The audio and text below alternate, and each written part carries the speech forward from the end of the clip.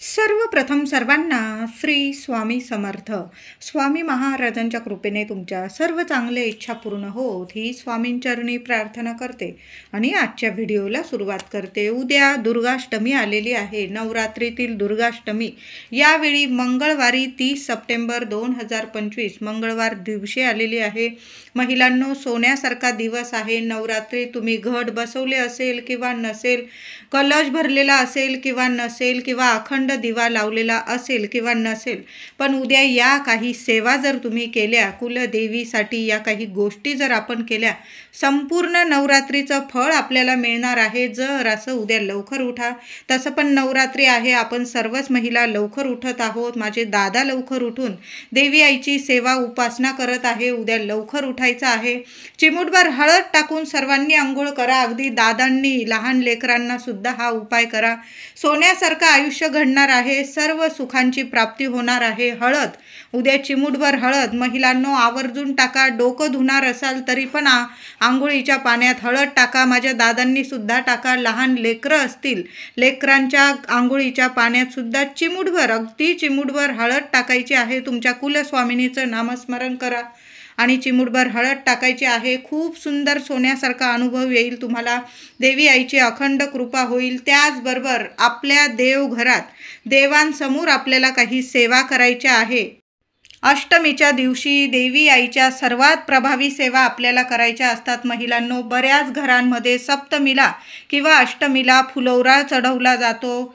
बऱ्याच घरांमध्ये कुळाचाराप्रमाणे फुलोरा चढवला जातो. पूर्णाच्या आरत्या केल्या जातात. दुर्गा सप्तशतीच्या पाठाचं उद्यापन करण्यासाठी काही महिला पूर्णाच्या दिव्यांनी देवी आईची घटाची आरती करतात. सर्वांना म्हणजे कुळाचार करून घरातले भाऊ बंध मिळून देवी आईची उपासना केली जाते. काही ठिकाणी चक्रपूजा सुद्धा केली जाते. सप्तमीला किंवा अष्टमीला चक्रपूजा करणं खूप महत्त्वाचं असतं. भाऊ बंध एकत्र येतात.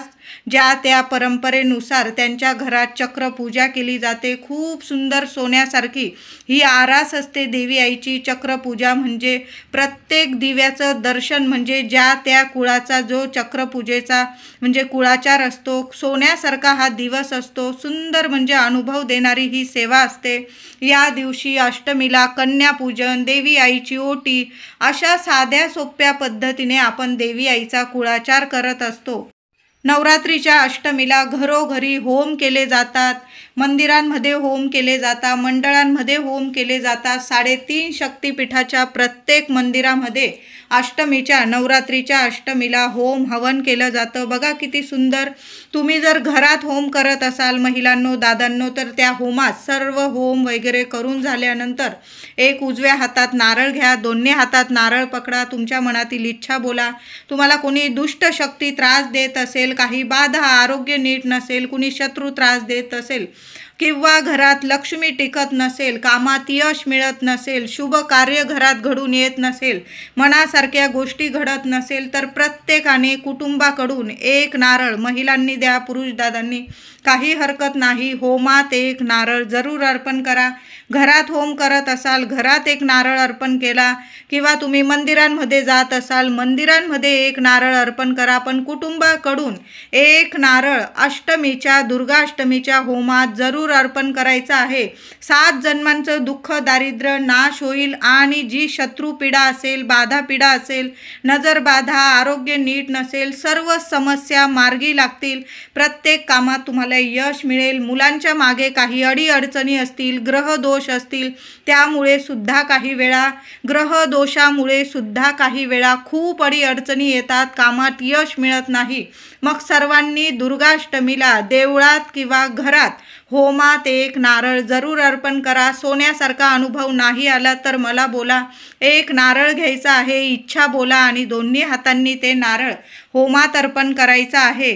बऱ्याच घरांमध्ये देवी आई समोर कोहळा सुद्धा कापला जातो. होम हवन सगळा कुळाचार करून झाला की मग देवी आई समोर कोहळा सुद्धा कापण्याची बऱ्याच घरांमध्ये प्रथा आहे. म्हणजे आपल्या आजूबाजू किंवा दुष्ट प्रवृत्तीची जी शक्ती असते, आपल्याला त्रास देणारी, तिचा नाश होतो, शत्रू पीडा नष्ट होते. अष्टमीच्या दिवशी देवी आईने महिषासुराचा नाश केला, नष्ट केलं त्याला.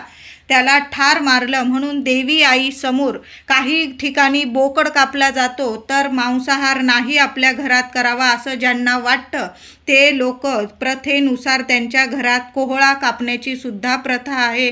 कोहळा जरूर कापा. कोहळा कापताना आडवा देवी आई समोर सर्व कुळाचार करून झाल्यानंतर आपल्याला कोहळा कापायचा आहे. आता कोहळ्याचे 2 भाग काय करावे, तर एक भाग तुम्ही होम केलेला असेल तर होमाजवळ ठेवायचा आहे.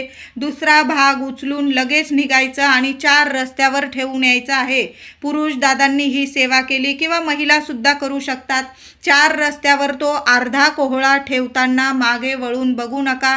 तुम्हाला वाईट शक्ती मागे खेचण्याचा प्रयत्न करेल, पण तुम्ही चुकून सुद्धा कुणी हाक मारतंय, जवळच्या व्यक्तीची हाक ऐकू आली तुम्हाला, असं करू नका. कोहळा 4 रस्त्यावर एखाद्या कोपऱ्याला ठेवा. कुणाचा पाय पडणार नाही अशा ठिकाणी कोपऱ्याला तो कोहळाचा अर्धा भाग ठेवून घरी यायचं आहे. हातपाय धुवायचे आहे आणि मग घरात वावर करायचा आहे. तुम्हाला जो कोहळ्याचा भाग एक देवी आई समोर तुम्ही होमाजवळ ठेवलेला आहे, आता ज्यांच्या घरात होम हवन होत नाही त्यांनी काय करायचा, तर तो कोहळ्याचा एक भाग घ्यायचा, देवघरासमोरून उचलून घ्यायचा आणि एखाद्या मंदिरात किंवा मंडळात जिथं होम होत आहे तिथं ठेवून यायचा आहे. नमस्कार करायचा आहे. तुमच्या मागची सर्व पीडा गेलेली आहे आणि देवी आईचा अखंड आशीर्वाद मिळालेला आहे.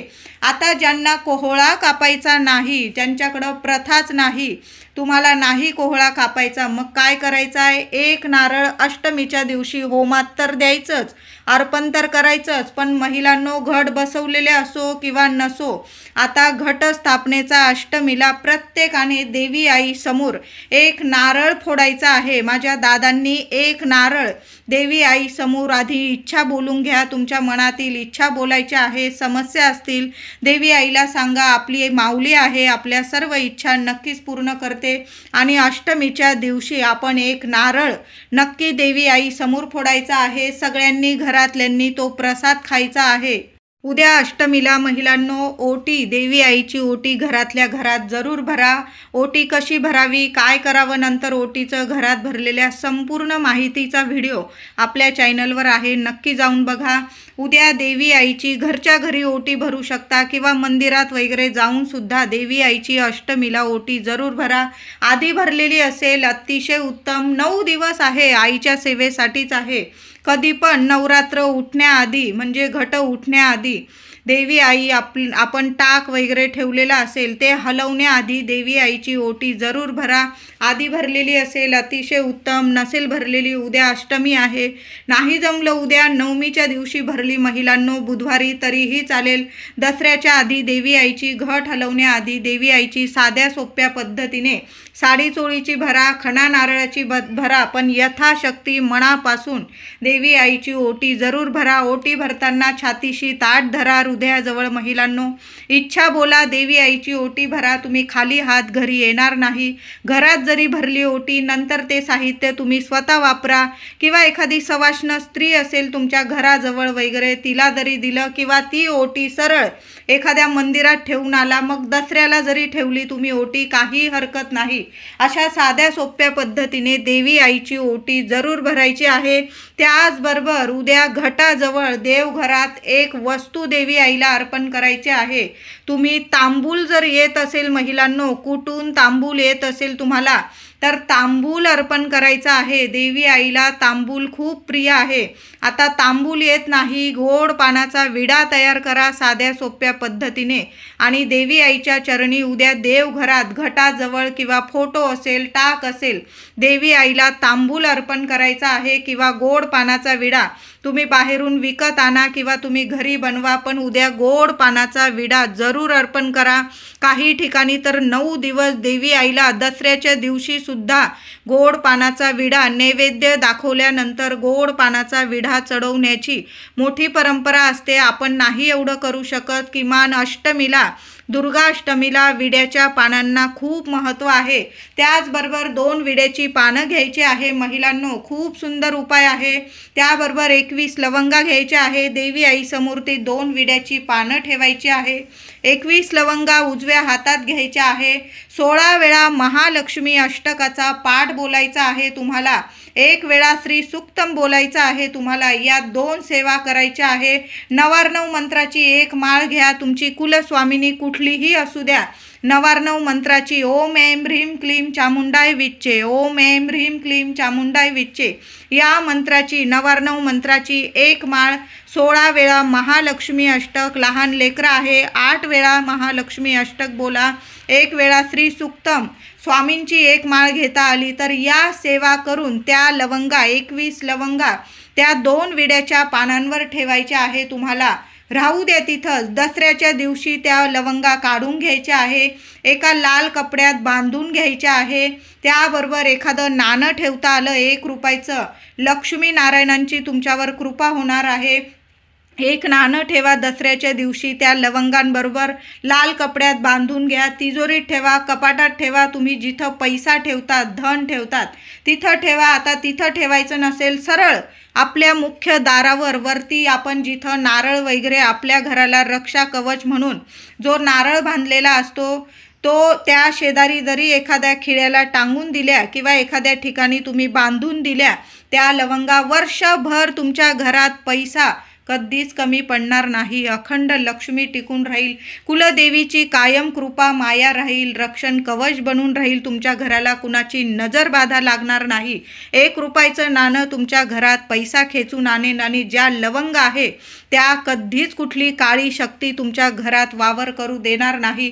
उंबरठ्यावर सुद्धा तुम्हाला कधीच कुणाची भीती राहणार नाही। अशा 21 लवंगांचा उद्या दुर्गाष्टमीच्या दिवशी 21 लवंगा मी जी सेवा सांगितली ती करून घ्या महिलांनो। देवी आईच्या चरणी 21 लवंगा अर्पण करा।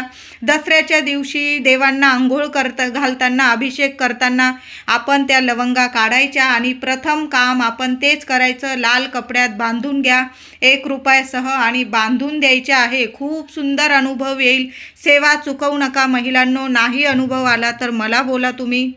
उद्या अष्टमीच्या दिवशी कन्या पूजन अवश्य करायचं आहे महिलांनो। जेवढ्या कन्या मिळतील, 1 मिळो, 2 मिळो, 5 मिळो, 7, 9 त्यापेक्षा जास्त कन्यांच्या हातात सुद्धा 1 पानाचा विडा। आता गोड पान नाही खात मुली तर तुम्ही 2 विड्याची पानं घ्या, त्यावर खडी साखर ठेवा आणि मुलींच्या हातात आपण जेव्हा पाठवणी करू आपल्या घरात येताना कन्यांचा अगदी आनंदाने स्वागत करायचं आहे। त्यांना बोलवायला जा त्यांच्या घरी, अगदी आनंदाने त्यांचं स्वागत करा। त्यांची छान अशी कन्या पूजन कसं करावं याबद्दल सुद्धा आपल्या चॅनलवर संपूर्ण माहितीशीर व्हिडिओ आहे, नक्की जाऊन बघा। कन्यांचं छान असं पूजन करायचं आहे आणि घरी पाठवणी करताना 2 विड्याच्या पानांवर त्यांना खडी साखर द्यायची आहे। एखादा रुमाल तुम्ही भेट वस्तू दिला त्यांना तर त्या रुमालात मुठभर तांदूळ जरूर द्या अखंड। तुमच्या घरात धनधान्याला कधी कमी पडणार नाही। एखादी छानशी भेट वस्तू कन्या वापरू शकतील त्यांना स्वतःला, अशी एखादी भेट वस्तू द्यायची आहे। फेकून देतील अशी भेट वस्तू देऊ नका। मग तुम्ही कन्या पूजन नाही केलं तरीही चालेल, 1 कन्या पूजली ना आणि तिला जी वापरता येईल वस्तू अशी दिली ना, मग कन्या पूजन केल्याचं फळ मिळतं। अशाच काहीतरी वस्तू दिल्या मग त्या कन्या पूजनाला काहीही महत्त्व नाही। आपल्या दिलेल्या वस्तू फेकून देत आहे, मग ते कन्या पूजन काय कामाचं बरं। 1 जरी कन्या पूजा किंवा 2 पूजा, पण त्यांना ज्या वस्तू नित्य नियमाने वापरता येईल अशा वस्तू आपल्याला द्यायच्या आहे। जास्त कन्या पूजत आहात आणि हलक्या वस्तू देत आहात आणि त्यांना त्या वापरता पण येणार नाही, अशा कन्या पूजनाला काही महत्त्व नाही। जेवढ्या कन्या पूजाल ना त्यांना ज्या गोष्टी आवडतात ना, वापरता येईल आणि जास्त दिवस टिकतील अशा वस्तू नक्की द्या। बघा तुम्हाला कन्या पूजनाचं संपूर्ण फळ मिळणार आहे आणि अखंड लक्ष्मीचा आशीर्वाद, कुलदेवीची कृपा माया मिळणार आहे। उद्या महाअष्टमीला देवी आईला पाण्याच्या विड्याचा नैवेद्य तर आपण दाखवणारच आहोत, गोड पाण्याचा. त्याबरोबर महिलांनो, कन्यापूजन करत असाल तर गोड खीर आणि त्यात थोडेसे मखाने टाकून खीर तयार करायची आहे आणि कन्येंना सुद्धा प्रसाद म्हणून ती खीर द्या. त्यांना देण्याआधी देवी आईला नैवेद्य दाखवायचा आहे. घटाजवळ देवी आईला तुम्हाला गोड खिरीचा मखाने टाकून, केशर वगैरे असेल, छान अशी दुधाची खीर बनवा. देवी आईला प्रथम आपल्या देवघरात नैवेद्य दाखवा आणि मग कन्येंना तुम्हाला प्रसाद द्यायचा आहे. खूप सुंदर ही सुद्धा सेवा आहे. मंगळवार महाअष्टमीच्या दिवशी सकाळीच आपल्या उंबरठ्याची छान अशी पूजा करायची आहे. हळदीचं लेपन करता आलं करा, नाही करता आलं हळदी कुंकू वाहून देवी आईच्या पावलांची पूजा करा आणि 2 मातीच्या पंत्या उंबरठ्यावर ठेवायच्या आहे. महिलांनो, दोन्ही ठिकाणी नाही ठेवता आलं, किमान एका तरी बाजूला मातीची पंती ठेवा. त्यावर थोडेसे अख्खे तांदूळ ठेवायचे आहे. 2 लवंगा सकाळीच ठेवून द्यायच्या आहे. 2 कापराच्या वड्या ठेवून द्यायच्या आहे. दिवसभर राहू द्या. संध्याकाळी दिवा लागणीला महाअष्टमीच्या दिवशी प्रत्येक महिलेने उंबरठ्यावर या वस्तू मातीच्या पंतीत जरूर ठेवा. मातीची चांगली पंती घ्या, धुतलेली घेतली चालेल. त्यात थोडेसे तांदूळ ठेवा, 2 लवंग ठेवा, 2 कापराच्या वड्या ठेवा आणि संध्याकाळी सर्व देवांची आरती वगैरे करून झाल्यानंतर आपल्याला उंबरठ्याच्या बाहेर जायचं आहे. उंबरठ्याच्या दोन्ही ठिकाणी ठेवल्या या वस्तू अतिशय उत्तम. आता लेकरं बाळं आहे, पाय मारून जातील, एका बाजूला ठेवा. ती पंती बाजूला काढून घ्यायची आहे. जिथून आपण ये जाय करतो त्या ठिकाणी घ्यायची आहे. दोन्ही हात उंबरठ्याला लावायचे आहे. देवी आईला तुम्हाला जी प्रार्थना करायची ती बोलून घ्यायची आहे आणि त्या कापरासकट त्या 2 लवंगा जाळून टाकायच्या आहे. बघा, अखंड लक्ष्मी तुमच्या घरात नांदेल. कधीच कुठलं दुःख दारिद्र्य येणार नाही, अशी ही सेवा आहे. त्याचबरोबर संध्याकाळी सुद्धा देवी आईची आरती करताना देवी समोर सुद्धा कापुराबरोबर लवंग जरूर जाळा. अष्टमीला जेवढ्या लवंगांची सेवा करता येईल ना महिलांनो, देवी आईला लवंग अर्पण करा. काही घरांमध्ये देवी आईला लवंगांची 21 लवंगांची 11 किंवा जास्त लवंगांची कलाव्यामध्ये बांधून माळसुद्धा अर्पण केली जाते. लवंगांनी देवी आई प्रसन्न होते आणि घरावरील इडापिडा मुलांच्या अडचणी दूर करत असते. कायम तिचं कृपाछत्र आपल्याला मिळत असतं. म्हणून लवंगांची सेवा अष्टमीला उद्या झालीच पाहिजे. देवी आईला लवंग अर्पण करा. देवी आईला लवंगांची माळ अर्पण करा. देवी आई समोर लवंग कापुरासोबत आरती करून झाल्यानंतर कापुरासोबत लवंग जाळायचे आहे. त्याचबरोबर मी उंबरठ्यावरचा उपाय सांगितला. सकाळीच उंबरठ्यावर कापूर, लवंग आणि तांदळाबरोबर 2 लवंग ठेवून द्या. संध्याकाळी त्या लवंग मुख्य उंबरठ्यावर येण्या जाण्याच्या रस्त्यात जाळायच्या आहे. खूप सुंदर अनुभव देणारे हे म्हणजे इतके सोन्यासारखे अनुभव येतील तुम्हाला. घरातल्या अडचणी लगेच क्षणात नष्ट व्हायला लागतील.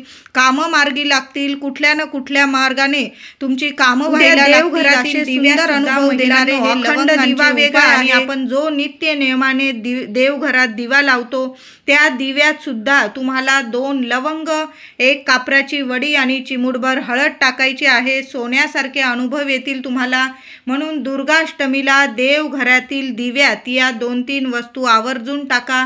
लवंग तर नक्की टाका, कापराची वडी टाका. कापराच्या वासाने सुद्धा घरातलं वातावरण पवित्र होतं, दैवी शक्तिमय बनतं, प्रसन्न राहतं. अशा घरात लक्ष्मी स्थिर होते, पैसा येतो, बरकत राहते आणि अडीअडचणींचा नाश होतो. कामात आपल्याला यश मिळायला लागतं. म्हणून देवघरातील दिव्यात सुद्धा या वस्तू आवर्जून टाका. संध्याकाळी महिलांनो, तुम्ही नवरात्रीत आपल्या दाराशी दिवा लावलेला असो किंवा नसो, पण एक दिवा आपण तुळशीजवळ तर लावतच असाल.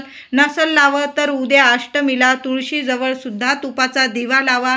आणि मुख्य दारात सुद्धा मी तुम्हाला उपाय सांगितला उंबरठ्यावर वस्तू जाळायला. त्याआधी मुख्य दारात तुम्हाला 1 तुपाचा दिवा लावायचा आहे. तेलाचा लावण्याऐवजी उद्या थोडंसं तूप टाका. फुलवात घ्या. मातीची पंती जरी घेतली चालेल किंवा तुमच्याकडं जो दिवा असेल, पण उद्या अष्टमीच्या दिवशी तुम्हाला कुलदेवीसाठी माता लक्ष्मीच्या स्वागतासाठी एक तुपाचा दिवा संध्याकाळी तुम्हाला आपल्या मुख्य उंबरठ्याशी लावायचा आहे। दोन्ही ठिकाणी लावता आला अतिशय उत्तम। आता दोन्ही ठिकाणी जागा नसेल, फ्लॅटमध्ये राहतो, दारं वगैरे जवळ असतात, एका बाजूला तरी एक तुपाचा दिवा लावा। त्या तुपाच्या दिव्यात सुद्धा 2 लवंग टाका महिलांनो, 1 कापराची वडी, चिमूटभर हळद आणि दिव्याखाली एखादा कागद वगैरे ठेवा, ताटली ठेवा, तांदूळ वगैरे ठेवा, दिव्याला आसन द्या, माता लक्ष्मीला प्रार्थना करा, हे आई माझ्या घरात ये, अखंड वास कर, माझ्या घरातलं दुःख दारिद्र्य दूर कर, माझ्या लेकरा बाळांची कुटुंबाची दिवस रात्र प्रगती होऊ दे, तुझा अखंड आशीर्वाद वास्तव्य माझ्या घरात कायमस्वरूपी अखंड राहू दे, अशी प्रार्थना करायची आहे। आणि असा एक दिवा जरूर आपल्या मुख्य दाराशी लावा। उद्या तुम्ही कन्यापूजन करा किंवा नका करू, पण सर्वांनी गाईला एक नैवेद्य खाऊ घालायचा आहे। पुरणाच्या दिव्यांनी ओवाळत असाल देवी आईला तर एक छोटीशी पुरणाची पोळी तयार करा, तूप लावा, गाईला खाऊ घाला। पुरण नसेल साधी चपाती घ्या पहिली, तूप गूळ लावा आणि गाईला खाऊ घालायचे आहे। ज्यांच्या लग्न कार्यात प्रॉब्लेम आहे, काही ना काही अडचणी येतात, कुंडलीत काही ना काही किंवा ग्रह दोष असतील, त्या मुला मुलींनी किंवा त्यांच्या आई वडिलांनी थोडीशी चणा डाळ तासभर भिजवून द्या, ताजी चपाती घ्या, तूप गूळ ठेवा आणि चणाची डाळ ठेवा। पुरणपोळी खाऊ घातल्याचं तुम्हाला पुण्य फळ मिळणार आहे। अष्टमीला तुमच्याकडून कन्यापूजन नाही झालं तरी चालेल, करत असाल तर सोन्याहून पिवळं, नाही झालं तुमच्याकडून तर गाईला असा एक नैवेद्य जरूर खाऊ घाला। बघा 9 कन्या पूजल्याचं किंवा त्याहून जास्त कन्या पूजल्याचं तुम्हाला पुण्य फळ मिळणार आहे। 9 सवाष्ण जेवू घालण्याचं तुम्हाला पुण्य फळ मिळणार आहे। अखंड कृपा आशीर्वाद देवी आईचा मिळणार आहे।